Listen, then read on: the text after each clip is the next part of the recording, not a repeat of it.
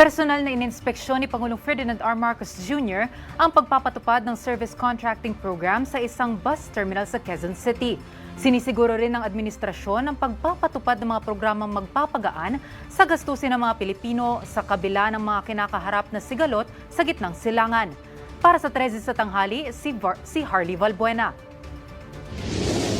Dahil sarado na naman ang Strait of Hormuz at wala na namang katiyakan ng sitwasyon sa Middle East, tiniyak ni Pangulong Ferdinand R. Marcos Jr. na hindi titigil ang mga hakbang ng gobyerno hanggang sa mapanatiling stable ang supply at presyo ng enerhiya sa bansa. Kabilang na dito ang patuloy na implementasyon ng service contracting program para sa public utility vehicles at diskwento para sa mga commuter.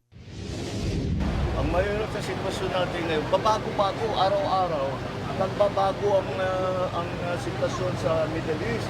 Kung may gera, walang gera, kung sarado yung Straits of Hormuz, kung hindi, kung ano yung presyo ng langis, babago-bago. Hanggang nandyan at mataas ang presyo ng langis, ay patuloy ang tulong ng pamahalaan. Ngayong araw, kasabay ng rush hour, personal na ininspeksyon ng Pangulo ang pagpapatupad ng service contracting program sa Araneta Center Bus Terminal sa Cubao, Quezon City. Sa ilalim ng programa, kinontrata ng pamahalaan ang mga PUV para bumiyahe at binayaran ng kanilang operasyon batay sa kilometro ng kanilang biyahe.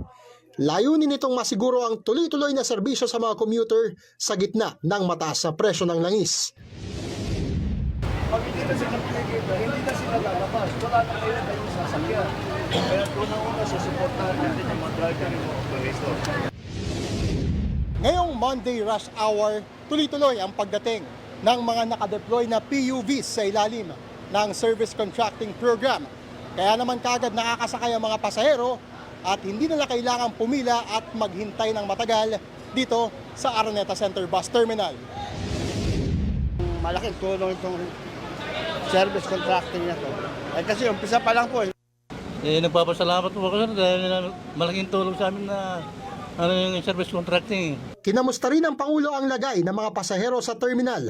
May 20% discount sa pamasahe para sa mga commuter na sasakay sa PUVs sa ilalim ng programa at 40% discount para sa mga estudyante, PWDs at senior citizens. Tiniyak din ng Pangulo na patuloy na magpapatupad ang pamahalaan ng mga programa para maibsan ang gastusin ng mga Pilipino sa transportasyon.